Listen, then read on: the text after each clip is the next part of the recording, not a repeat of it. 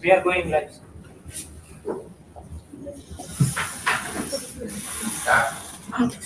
A very good morning, respected Bharat sir, our respected external referee, Dr. Firoz Sheikh sir, all the dignitaries, all the invitees, and all my dear students. Today, I'm going to talk about my research topic. The title of my research is Contemporary Retellings of Ramayana Myth in Search of New Cultural Meaning. Before I begin, because we have a mixed audience here, I would like to tell everyone that this particular research is purely academic and based on a theoretical framework and nothing to do with the faith aspect. Here is the outline of my presentation. Um, First, I'm going to talk about Ramayana through the ages and statement of the problem, research questions and objectives, chapterization, conclusion, why retellings and why it is relevant in the contemporary time, and what are the limitations of the research and what is the future scope of this research.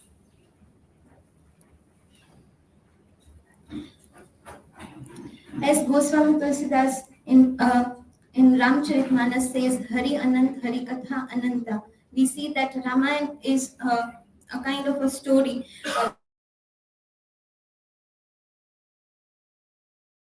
which goes through all the ages. It is passed from generation to the contemporary time. We see that various ways this particular story is being retold with various translation, different interpretations, and different perspectives.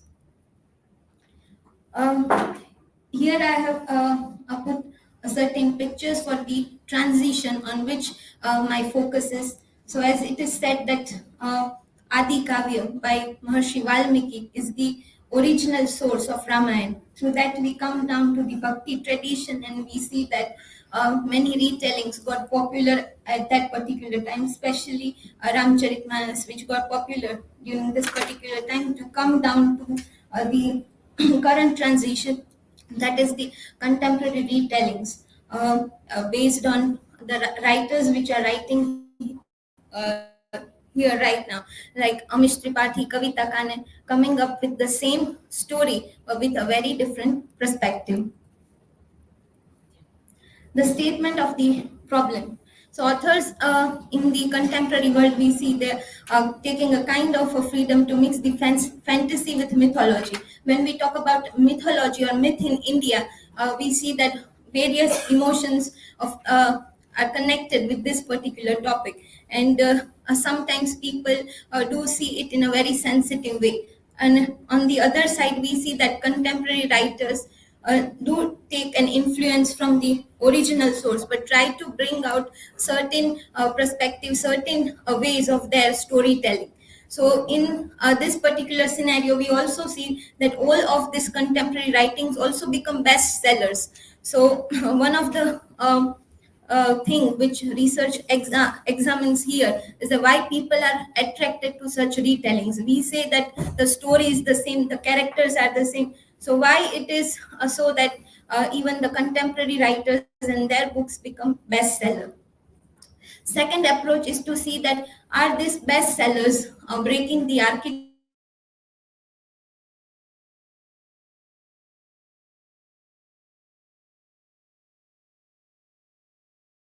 image of Ramayana as a several. So this study attempts to find out that how far it is connected with the facts and fiction. Is it breaking the established norms?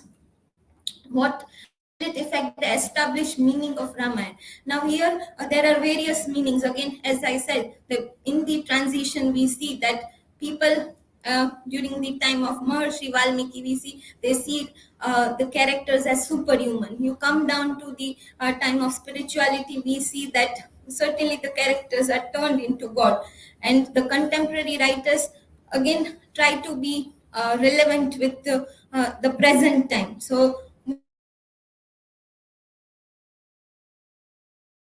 what kind of culture and lot of voiceless characters are being voiced in the present time. So, whether the writing is true to reality or just a fictional.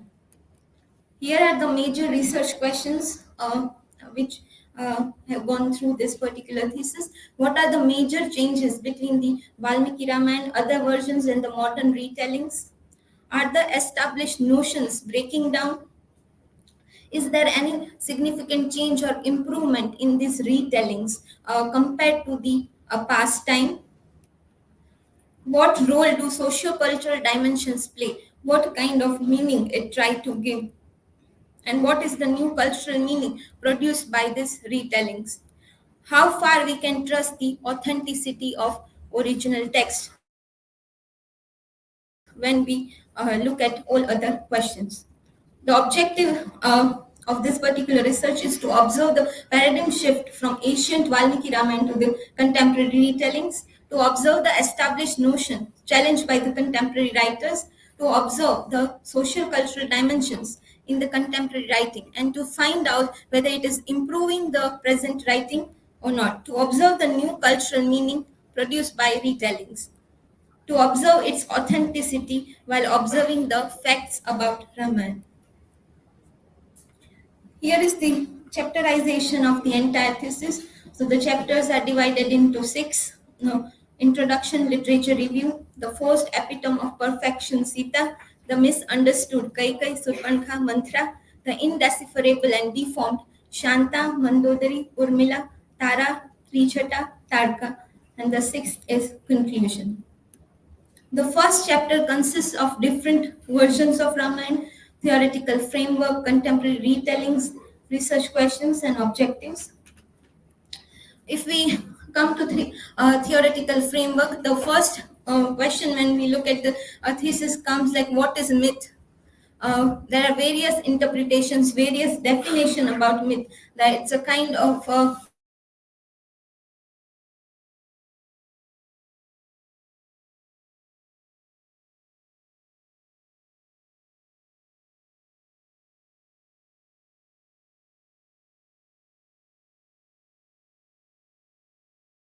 the retelling keeps on happening, or the current, if we look from that perspective, we find the current generation demythologizes the narrative. Certainly the revisioning of the myth, so whatever has been told being changed with a certain kind of context, structure, logic, and a kind of a shift of focus. uh, Another theory which has been taken for the observation is cultural studies. Cultural studies, again, a kind of a wide term, comes up with a lot of different kinds of theories, and also has given a certain new way to look at the texts which are being taken, or look at the myth in a new context. Next is Judith Butler's text, which talks about this gender identity, gender trouble, which talks about that how this gender is a kind of a social construction rather than something very natural, or something very naturally you can get, but rather than we find that it is created through certain kind of habitual acts or behaviors. The next, because all the characters been included in the thesis are women characters, we see from the perspective of Simone de Beauvoir that the femininity is not inherent, but again kind of a social structure over the course of extensive socialization. She also talks about the rights of women. The certain characters we see that don't get certain spaces in the myth when they are actually demanding something which is quite natural, something which is quite legal, but seen in a very different perspective. The literature review gone through different research papers, theses, and from there we come up with a vision of looking at the characters. So earlier versions or earlier study says that Ramayana came up with a vision of looking at the characters as God. The original version again has a very different viewpoint, but again the original text written in Sanskrit and being translated through different version have a kind of a different viewpoint. The retellings during Bhakti tradition again changed the perspective of looking at the characters, and new retellings help us in seeing the other side of the coins. Now, how this study differs from the past studies, the first the scope of discussion of this research is narrowed down to selected characters and selected text. Second, it differs from the previous study in terms of some emerging areas of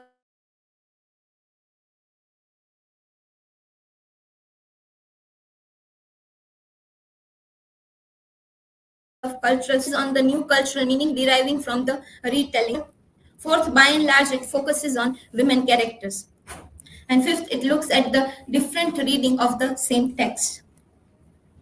So the chapter 3, forced epitome of perfection. So normally, if we look at the metaphors which are connected with Sita, or the personality characteristics which are connected with Sita are quite different. While Sita in Valmiki Ramayana, if we see, is a very vocal personality when she gives a kind of an opinion.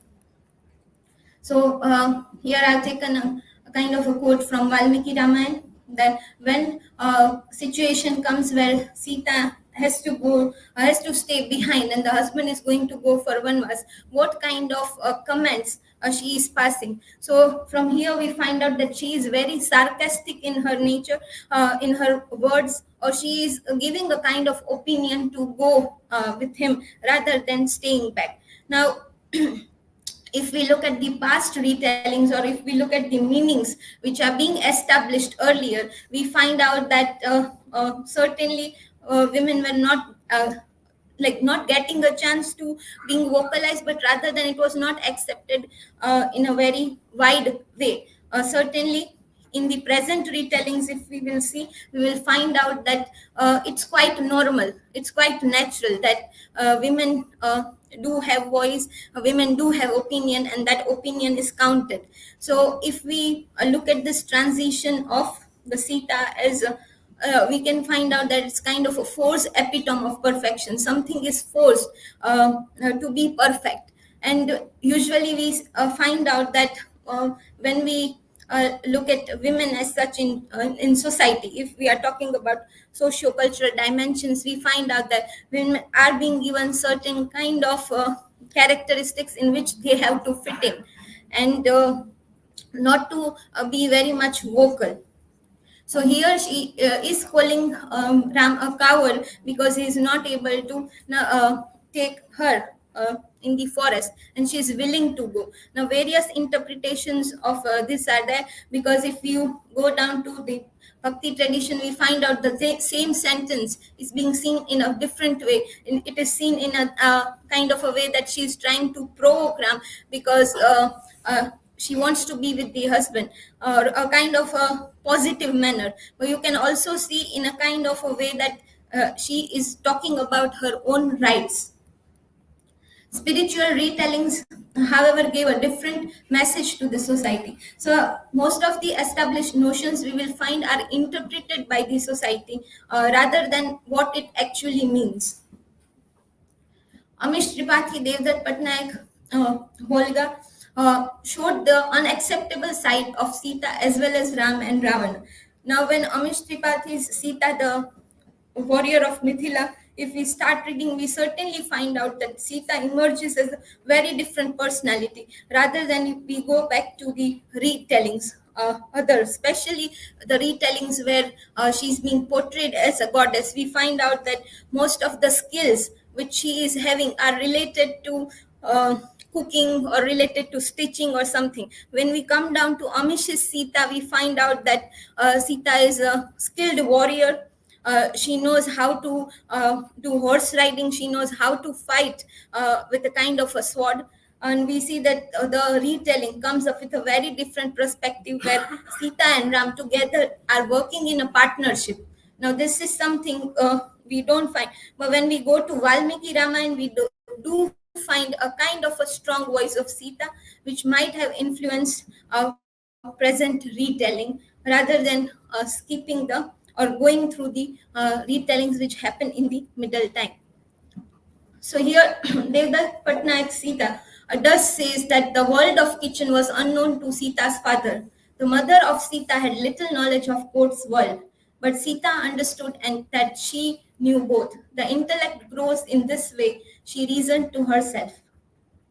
Brahma becomes the Brahmin in this manner. She realized that she was Brahmin who was both a seeker, a transmitter of wisdom, and she smiled at that idea. Here we find out she's talking about wisdom.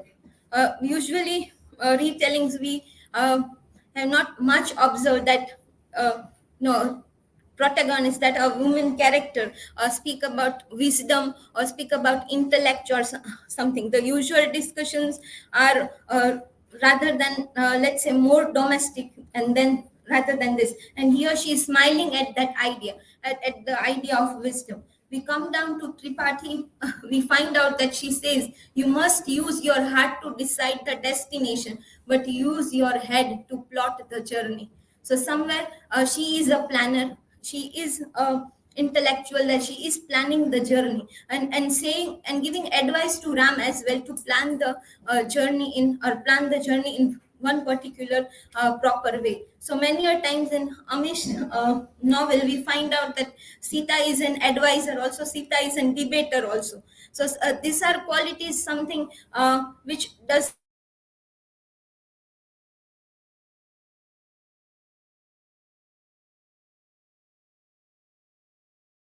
someone who is going, or who is doing as the person says, as the authority says.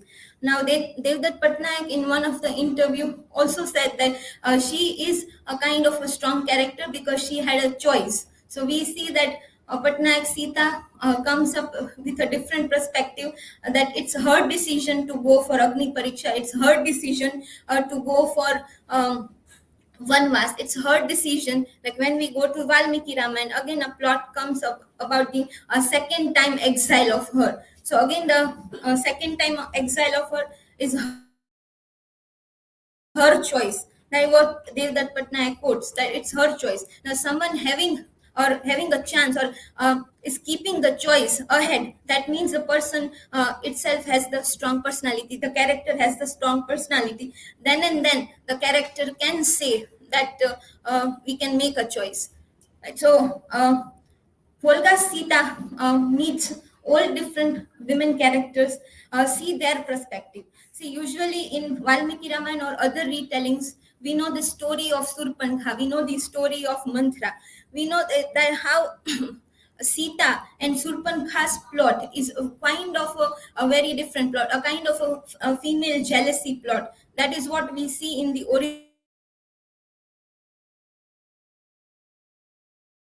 original source also.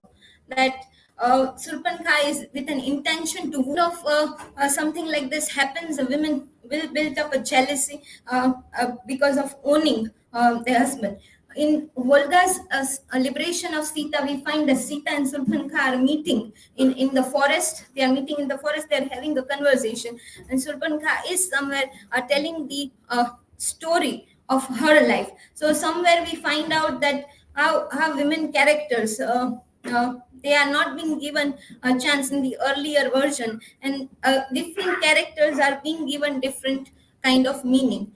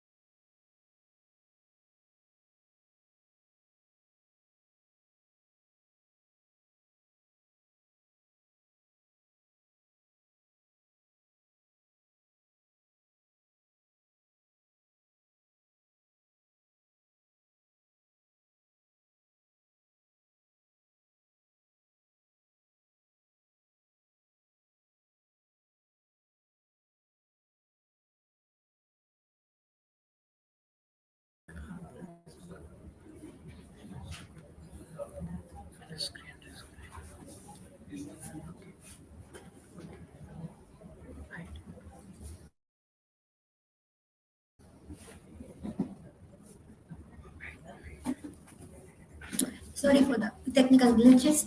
The chapter 4 talks about the misunderstood characters Kaikai, Surpantha, and Madhra. Usually, we see all the three characters in quite negative connotations, that is, villain in making in the previous retellings.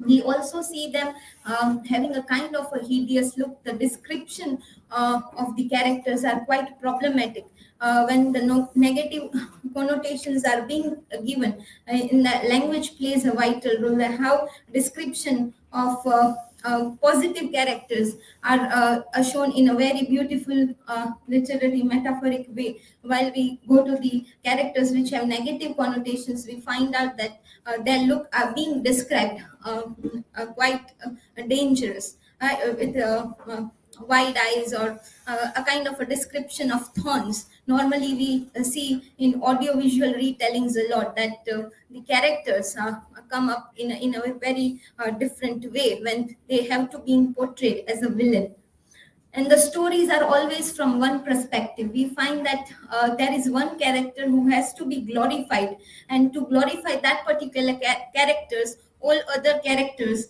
or the nearby characters are somewhere shown less importance and a kind of a given negative connotations. No right to speak the heart out. When we look at the story of Kaikai, asking for the three boons which were already promised to her as a gift of some act, we find out that she is asking of something which she has already been promised, thinking about his son, maybe influenced by some other person. But if we just look at the right of something, we find out that she is telling her heart out, which have seen in a negative connotations. But when we come down to Kavita Kane's retelling, we find out that somewhere we see a positive outlook of Kaikai as a character.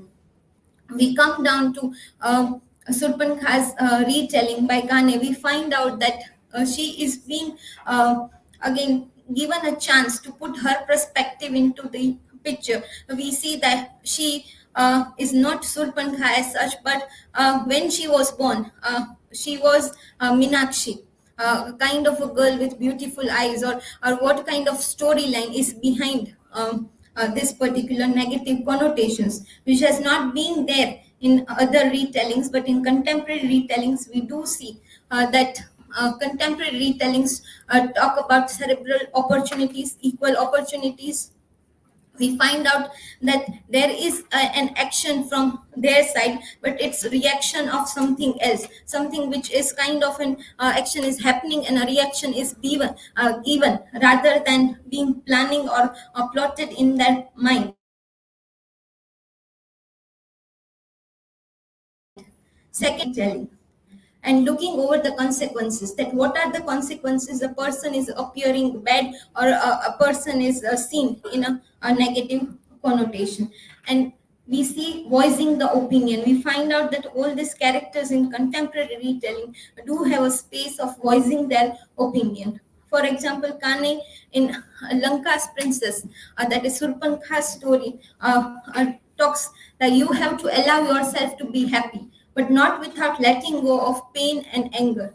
Or you start believing that unhappiness is your destined happiness. In your sorrow, you can consider yourself as a victim, and every victim prefers to believe that they were that there that they are their tormentors. You tormented yourself with your refusal to submit a larger truth. Somewhere here we find out she is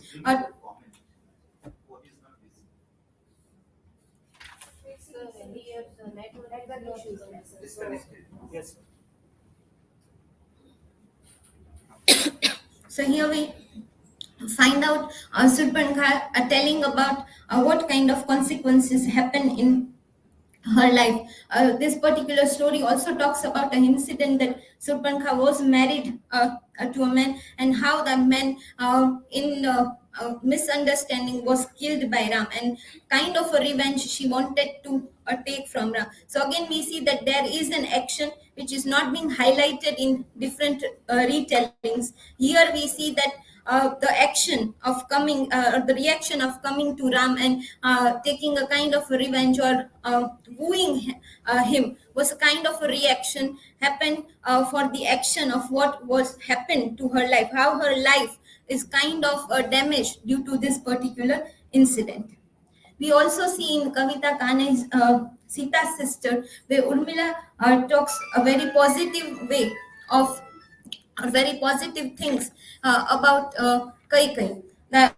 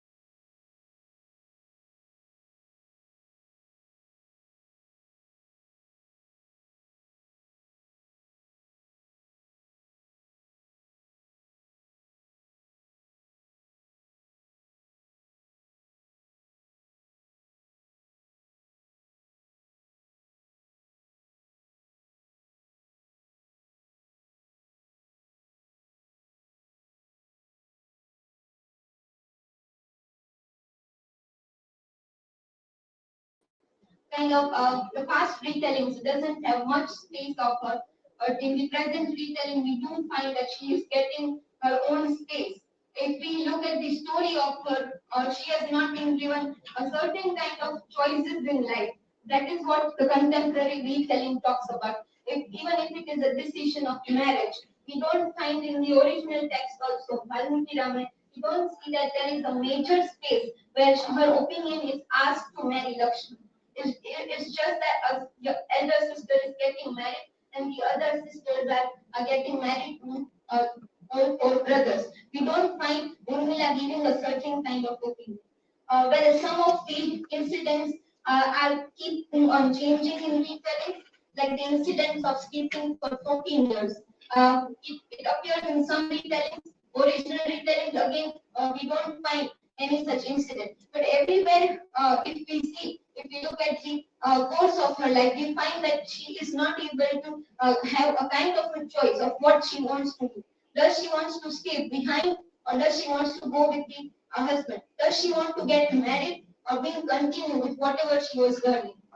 When we see that after 14 years, she gives a kind of a statement in the contemporary retelling as, let me hate you as passionately as I love you. So a kind of a inner feeling, a kind of a voice which is missing in the past retellings, we find it coming in the contemporary retelling. Mandodari, again, a kind of a wise woman, mostly being seen or being interpreted also as a kind of a woman who loved the husband so much that she was blind in the love and had to be with him in all the different consequences. In the contemporary retelling, we see that she does kind of gets a role of a woman who had strategized or who had a kind of a backbone to Ravan. So she says that I am Ravana's wife, also his war strategies. I am well versed in Sam Dam Gandhed. That means that a very well aware a person, a very well aware strong woman, that she is the backbone. So we can't say, so the contemporary writing says that it is not so that she is blind, but she is someone, like it's a kind of a partnership going on between husband and wife that can be interpreted through this particular text or this particular sentence. Here I'm going to now discuss the major research findings in the chapter 6 conclusion. The first finding which can be seen is the vanishing of the original text. Now, it also comes up with a different finding. For example, if we deconstruct the origin of the original text. So the first, it says that the vanishing of the original text. Now, most of the retellings every time comes up with a different perspective and with the current social situation which is going on at that particular time. So how far, when we are talking about the retellings, how far we can say that this particular text is original, or if we say that Valmiki Ramayana is the original Adhikavya, again we will find that it is in Sanskrit language and being studied as a translation. And translations does have a nearer meaning to what is being written, but still it's going to be doubtful because of the unawareness of the original language. Second finding is breaking the norms. We find out that Sita, as an epitome of perfection, is kind of breaking that particular norm. We see her as a very strong character, as a warrior, coming and strategizing a lot of things in the contemporary time. She isn't becoming an advisor, she is becoming an debater. She is becoming a person who is holding out her excellence in all the fields, not only the household, but at the other places where only a man used to be allowed to occupy. So certainly we find out that they are breaking the norms. Chance to the misunderstood. Now, contemporary retellings does give chance to the misunderstood characters to voice their opinion, to voice the story of their life, which has been not told or hidden somewhere. It is not shaded in that particular light that people can find out that, okay, there is a story behind those characters. Just the interpretations are not going on. New areas of research. Body studies, in a way, a new branch of cultural studies. We do find that Judith Butler, years back, is giving a kind of an opinion about gender studies. But in the present time, particular aspect, we find out that in the present time, regarding their body, regarding their gender. For example, the Me Too movement, right? It talks about that, or you can say Me Too movement, or kind of a body shaming, a kind of a term which has been very viral in the contemporary time, that people are being objected in certain way, and people do take certain kind of reaction to this, that you can't call someone or you can't comment on someone's body. So in that perspective, we also see that cultural studies do give us a certain wide range of theories which help us to relook at the same story but in a different perspective. Voices to the voiceless, and we find that contemporary writers do give voice to the voiceless characters.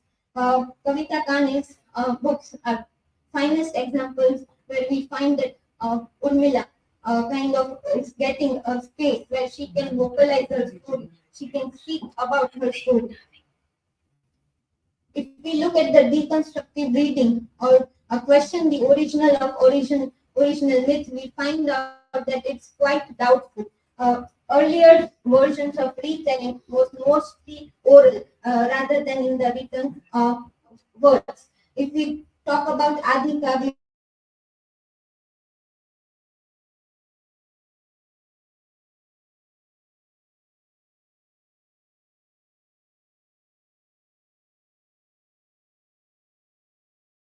will be doubtful or questionable if we have to rely on the authenticity of myth and then look at the meaning which is being contributed in the new cultural way or to the society.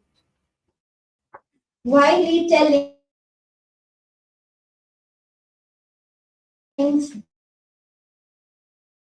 and how far it is relevant scope to look at the same story, the same characters in a unique perspective.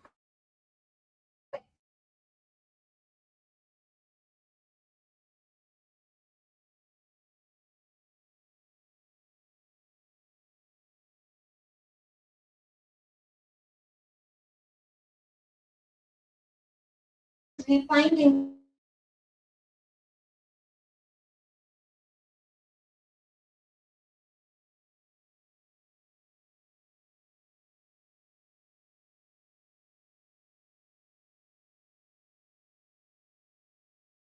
to be new, and this contemporary retellings will help them widen their perspective towards looking at the characters. Reimagining cultural heritage. Generally, when we talk about cultural heritage, we do look at the perspective of, let's say, spreading our cultural heritage everywhere or in the world or talk about it.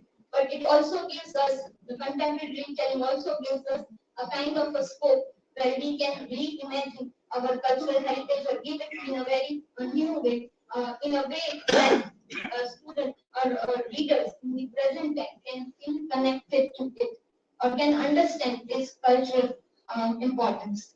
Exploring identity and belonging. Earlier retellings don't give us a perspective to read that the identity or belonging becomes very important. Present retellings focus on the exploring of identity and belonging of one particular character. What are the roots of that character and in which way a character has its thought process, its way of personality. Celebrating creativity and innovation because we see that certainly in new perspective we see characters coming in the contemporary retelling and providing commentary on a tradition. Here we can recall TSTH talking about tradition and individual talent. So here we can find out that contemporary writers are taking influence from the tradition. Again, we see that they are coming up with that a kind of a new meaning. What are the limitations of study? The present research is limited to comparison of selected authors. However, there are other aspects of the same authors that can be put into comparative framework. Cultural studies is a diverse area. All theories are not included due to the limitation of area. The other emerging theories can be included. And from that perspective, the same text can be studied again. There are so many characters in drama and myth that remain unexplored and can be explored further. The characters taken in this thesis are limited and only women characters are included. The first future scope we find that it's just the beginning, the study is just the beginning, and it can be helpful to future researchers as there are many areas and characters yet to be explored. Having said that, the researcher herself can also take the research further with the new theories and the new characters in a very improved way. Here are the bibliography works cited. Thank you so much everyone for listening. The session is now open for questions. Thank you.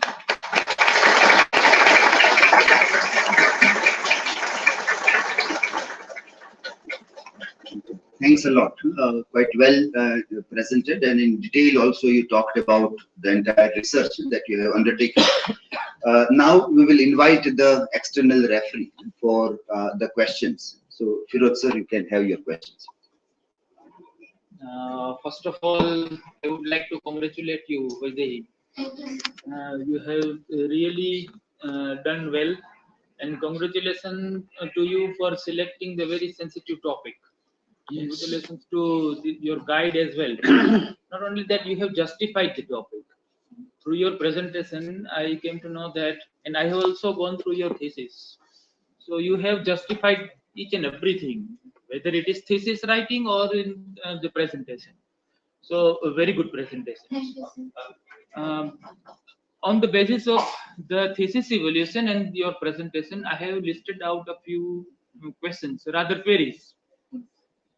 And the queries are related to the title, objectives, hypothesis, content, theory, etc. The first, you have chosen the term in the title, the new cultural search for new cultural meaning of myth in Ramayana.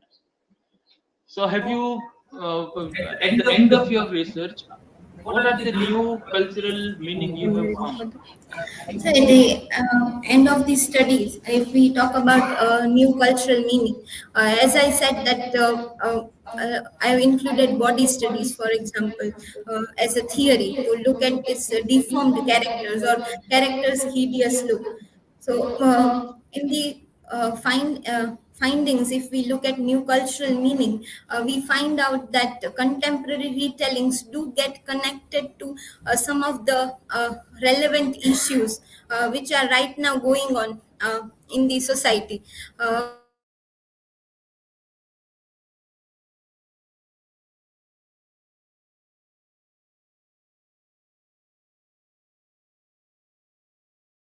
We don't find that maybe a portrayal of something which is shown as hideous or negative is quite okay. We come to the present time, we find out that not only in the retellings but in the society also, we see that people are becoming quite vocal about all those sensitive things. So it's a kind of a new meaning which is being established through the contemporary retellings, that something which is not described properly is not okay. Something which is someone's appearance, if it is described in a negative connotation, or maybe there is a certain kind of problem in language. Contemporary meaning, if we see, we will find out that the society or the people will not be okay with that this description is fine. Earlier, at whatever timeline it is being established there, we are just getting by interpretation. Right? What you have written in the title, you get. Okay. The second one is related to the second chapter, that is review of literature. Uh, Extensively, you have reviewed literature. It was really fantastic. You must have find out the gap at the end of your review of literature. You have reviewed so many dissertations, theses, research papers. So you must have find out the gap. Yes. Fine. Now, how this gap is filled? Sir, if we look at the things which I have reviewed, earlier at the end of the conclusion, all the I think articles which are being reviewed, things which are being reviewed, it does talk about even the negative connotations in positive way. For example, as I mentioned, that in Valmiki Ramayana, Sita is being very cruel through her language. If we look at the theories in the present time, we find out that she is. It's quite okay that she has this legal right to say certain things. If we look at the past studies, we find that that is also taken in a positive way. That a positive way, in a way, keeping in sense the patriarchal system, that she wants to be or she doesn't want to be at home in that particular sense. So if we look at the research gap, we find that contemporary retellings by and large are kind of satisfying that particular question which are there in the society. A kind of a research gap, we can say. is To feeling. some extent you succeed. Thank you. The next is related to the uh, that Agni Pariksha that Sita has undergone. So, what is your opinion? Ram has asked Sita to prove her chastity. So, doesn't he has trust upon Sita, or what is your opinion? Yes, sir. Here I would like to quote as well to Your opinion. support my Your opinion that there was clearly a choice in her hands. Of course, from uh, patriarchal system, the question of chastity itself is wrong. The exam is wrong. But on the other perspective, I would also say that women do have a choice. That going for Agni Pariksha or going for Vanvas is a kind of a choice where we can say no. The question itself is wrong. That is for sure from that patriarchal side or from a kind of proving a chastity. For example, in the contemporary time or the contemporary generation,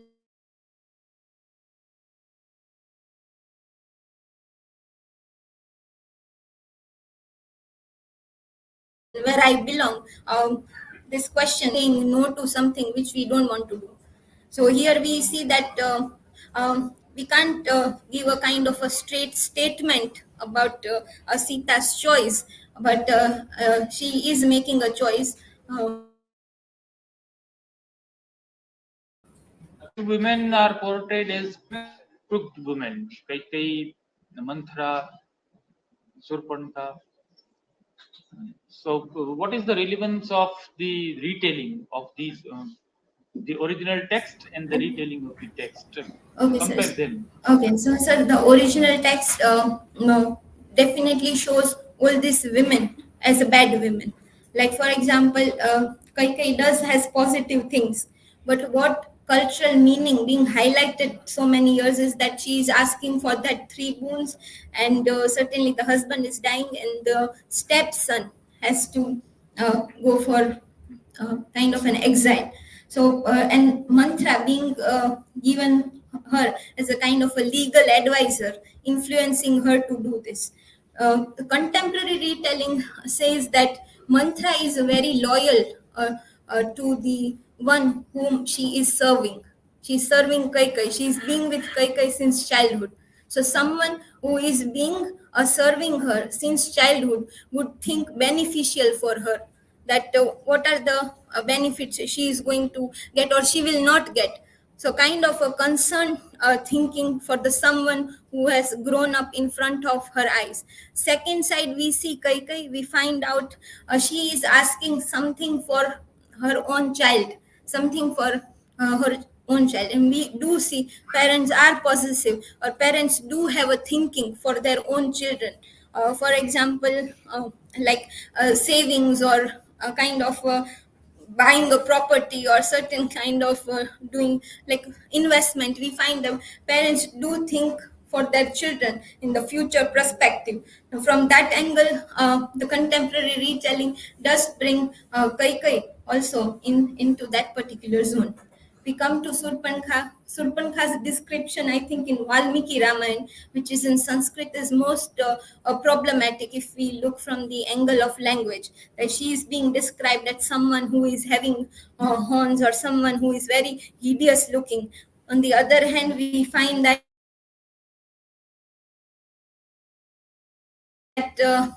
other descriptions regarding Ram Lakshman. Contemporary retelling brings out or challenges a kind of a question of what is beauty.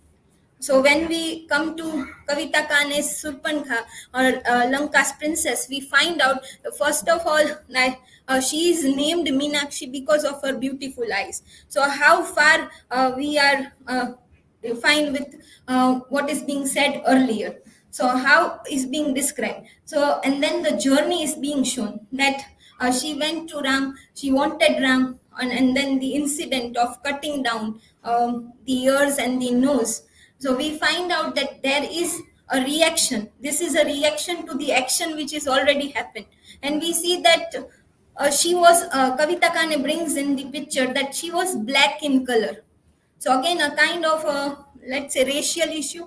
Now, how do we look at women, especially who is black? So it is said that the mother is also not happy with in which way she is looking. So certainly, since childhood, we find that she is getting rejected on the basis of her appearance, on basis of her color, and all these consequences somewhere makes her end up going to Ram, trying to take a kind of a revenge. So a kind of a outburst of emotions which are being built up since childhood. So contemporary retelling is bringing that side also. Otherwise, in the past literature, we don't find the Surpankhai is getting a space to put her story ahead. Is related to your research. You have also studied this in your research problem as well, regarding the authenticity of the original text. So answer this research question. Yes, sir. So, normally the Adi Kavya by Maharshi Valmiki is said to be the core or the root source for Ramayana. The Valmiki Ramayana itself begins that Valmiki he is seeing a kind of a vision where Saras and Sarsi are being seen, and looking at them, he is getting a vision of this particular story. So here comes this doubt of authenticity, whether the story is actually a fact or just a vision of Valmiki, rather than a certain kind of fact that or certain kind of proof which we get that there is someone like this who had existed. We find that Love Kush are asking questions to Maharshi Valmiki regarding who is the superhuman, and then the story is being said. So there is no proper kind of proof we find there. So if we look at this idea that from a vision someone is writing down an epic poem, and how far we can trust the authenticity of this particular text. Thank you. Thank you.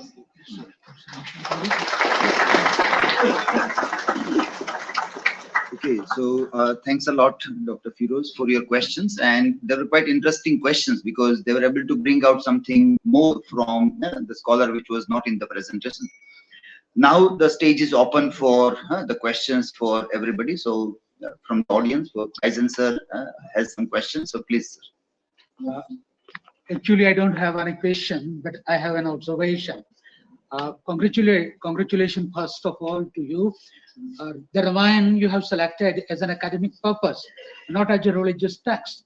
So I appreciate your this academic adventure, and I also congratulate Professor Dalip Bharat sir to guide this sensitive and very religious and academic topic. Yes, and then you have selected especially the women character, Sita, Mandodari, Tarka. Some you have told that some female characters are marginalized, but you have very properly evaluated with the help of different theories. Just one curiosity, not a question. Why heroes are marginalized in your study? Just a curiosity, not a question. So majorly, there is a future scope for what you said, because, for example, Bharat is a voiceless character of Explode here. So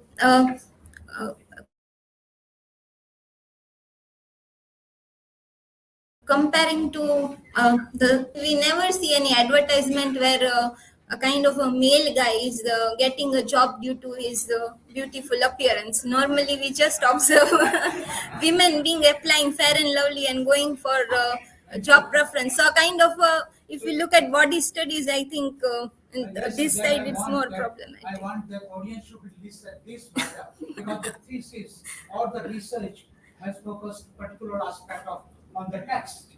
I congratulate, and I wish also this is the beginning of a research, the beginning of your new academic career, and I wish that the genuine another work regarding to the religious scripture. Actually, religious scripture set our mind in a different way. An academic study of any religious text is a different way. So in this academic process journey, you have done a very excellent. More questions I have. But Sir has asked and you have successfully answered them. So I congratulate you and I wish that the large number of the well-wisher and audience, academic listener, wish some genuine more work from you. So on behalf of all the audience, I give you congratulations and wish the genuine more work. Definitely. Thank you very much. And with the permission of this chair, I would like to leave the session. No problem. Thank you so much. Thank you. Sir has got some other work to be done, so he's leaving. Now, other questions from audience. Yes, yeah, please. Not for audience, but we should see, I was a student council member. Okay. University, my great name is Viva. Okay. Yeah. Okay. Yes. We welcome you here. I humble request both the you then see performance. Some military problem, my problem. But you see, he not disturb. Yes. Yeah. See, not disturb. Beta, you congratulations. Thank you, sir. I'm the as a part of the That's why I see that. Yes. That's true. Very well observed that with all the technical glitches also, you are also having a pressure of appearing in exam. There are so many people there, you have to present the thing, and in that you keep your calm is a great success. Yeah.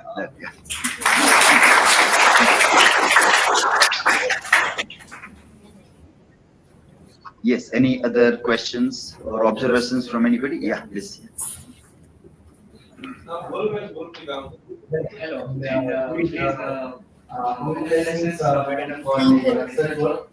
And I have a concern of the retellings of the author that you have mentioned in the word that you have selected in the research.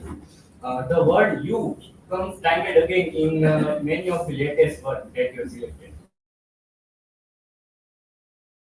Are putting little bit mark on the self-help culture that, as you have also mentioned, so little bit mark finding the new cultural meaning also in the part of meaning.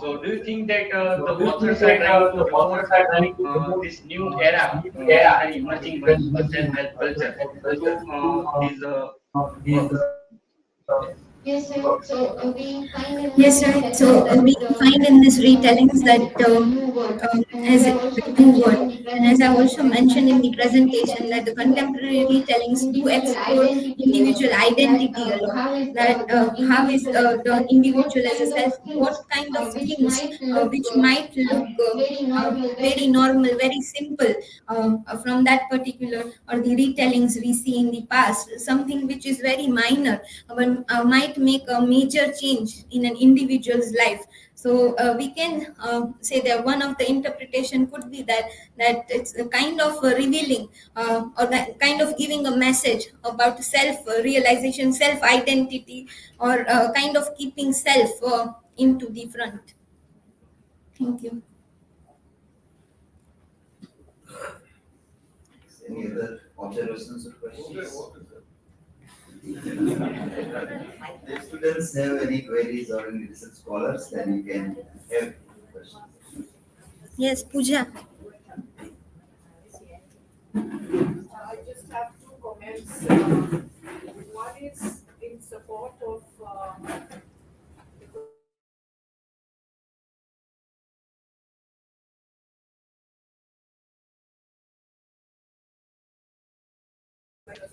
I think you've tried. Sorry, very. I think it's good that you have. Don't people I have said on there. It's all right.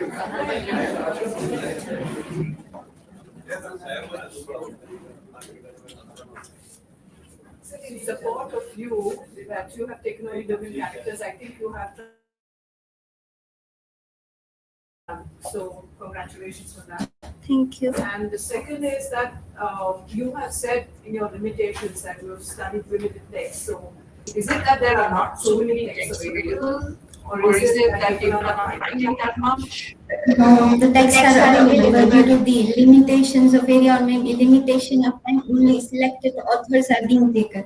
In the contemporary time, I think there are a number of authors we find they are coming up with retelling of Ramayana. So for further,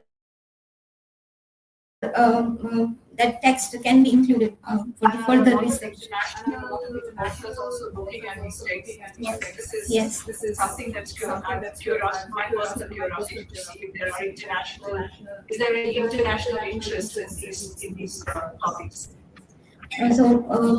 For my observation, I haven't till now find international authors speaking about that. Mostly, we find that Indian writers in English are focusing on this particular text a lot, of these particular retellings a lot. So there's a lot of scope for Yes, definitely. As I said, that there are many emerging theories which could be taken into consideration for the new outlook of the characters. So congratulations again. Thank you. You also can add that you had an opportunity to go to Dubai for Yes. international gathering. Yes. You talked about your research and Ramayana Yes. also. There is an interest at the international community for Yes. the literature where Ramayana Mahabharata also stands. Yes. Strong. To this, I would also like to add something.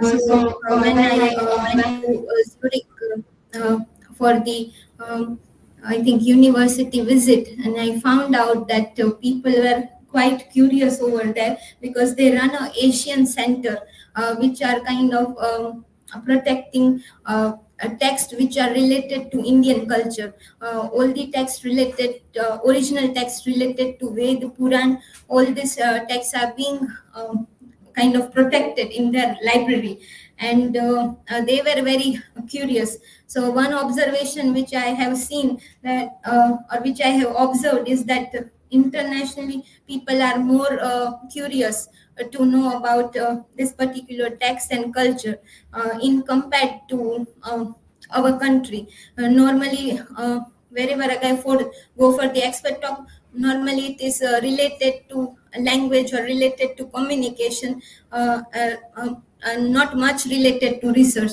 like in general also, not only related to this topic, but in general. So internationally they are more, we find that they are curious to know about Indian culture. मैंने तो उसका और से बाप रे अजीब प्रश्न किया आज ये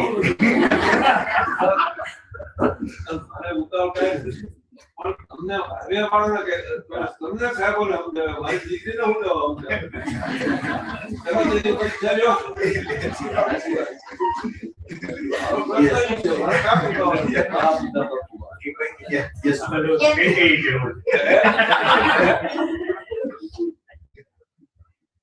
question, curious to do you feel any holy or divine force during this entire? It's a very question, but definitely there is a force which has made me stand here, and I think that force is just in front of me right now. Thank you.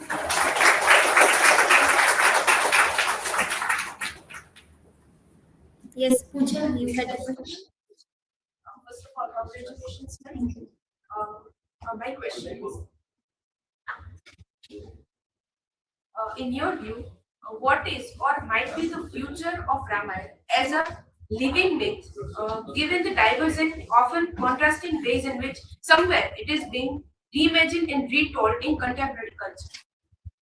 About the future of retellings. So recently, as Sir has mentioned about this Dubai visit, I also visited a center of AI which was talking about the world in 2073. So how is going to be the world? So I feel that future retellings might come up with a kind of a diversion where Sita and Ram and all are connected with this AI technology or connected with robotics.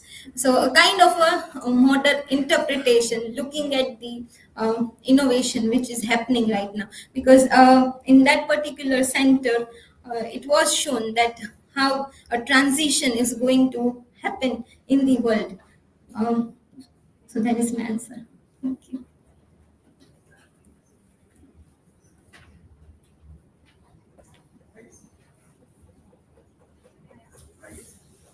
Congratulations, madam. I have one question. Could you please light upon retelling of Ramayana with female characters in a regional language that is Gujarat? Do they come aligned with retelling of Amish or Kane, as you have mentioned, or they have different perspective to see these characters of Ramayana? So majorly I have just referred to one regional text which is by Gunvansha, Manavtanu Mahakavya. So there we do see that Sita is being somewhere brought nearer to the contemporary retellings in a very strong manner. Rather than, like, I have not referred to the other regional text as such, but if we look at the original traditions where the storytelling has been done in regional language, we find that this particular book does have a very strong and different opinion to what is being said in a normal retelling. Because normal retelling, we do look through religious perspective a lot rather than logic. Thank you.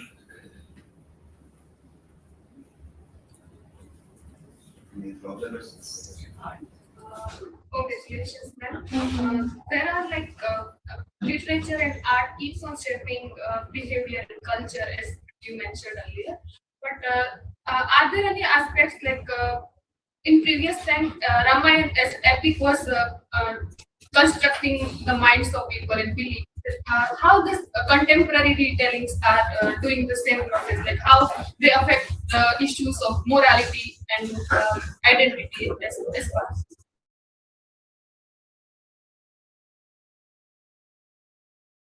Done by the previous writers, contemporary writers are breaking that, and breaking that, keeping in light the present issues which are relevant to the society, relevant to the generation who is reading the retelling or interpreting the retelling.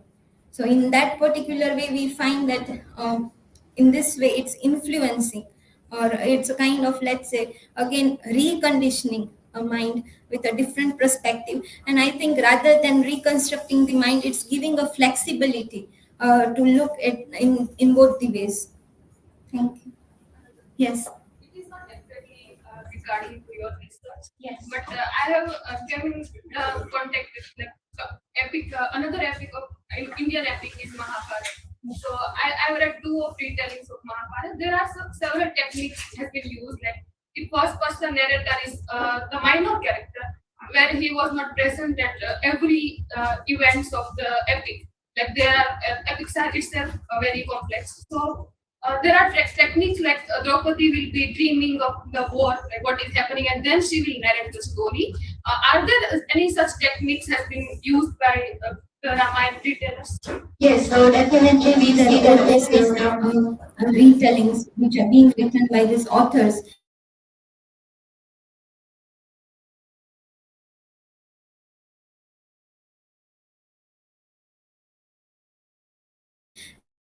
Have put different perspective. Like, for example, Urmila, again, she her contribution in negative sense. When we come down to a present retelling, it comes up with her voice, her opinion. So certainly there is a kind of, I think that is the unique thing about contemporary retellings. Yes. So, ma'am, there are many work done under this feminist literary things. So, they shapes. It has been said that shapes the minds of people who are reading in the society. So, how does the retellings of Ramayana contribute to this? Okay, so when we look at feminist readings or feminism as a term being interpreted, it normally just limits, I think, to the equal opportunities or things. Contemporary retellings take it beyond. I feel they take it beyond to the questions are not just limiting to equal opportunities, but I think it is limiting to the acceptance of first own individual self, and then looking at all different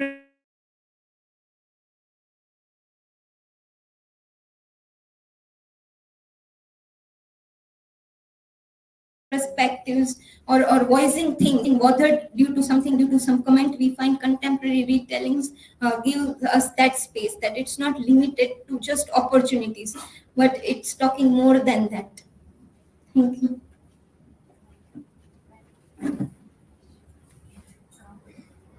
And there seemed to be a disconnect between portrayal of female character in a Ramayana film, for example, Adipurush, and the novels. So we find that novels are portraying female character in quite progressive way, whereas films are not reaching at that progressive women character. So what are your views based on films?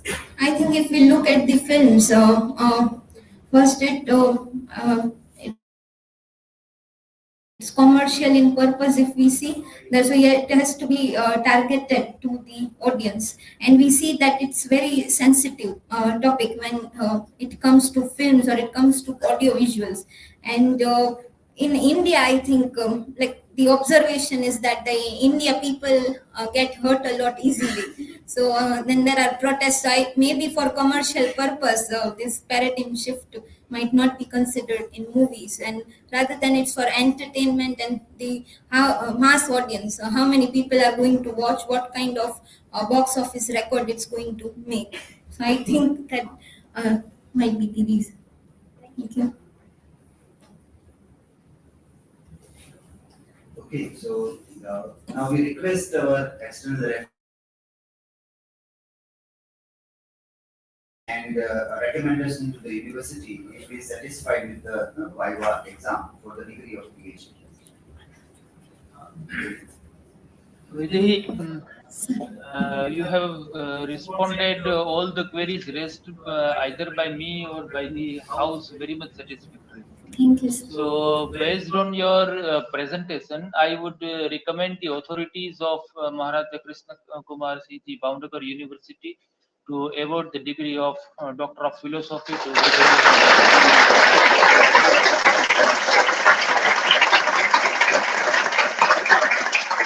Congratulations. Congratulations. Thank you so much, sir, for coming here. Giving your valuable observations.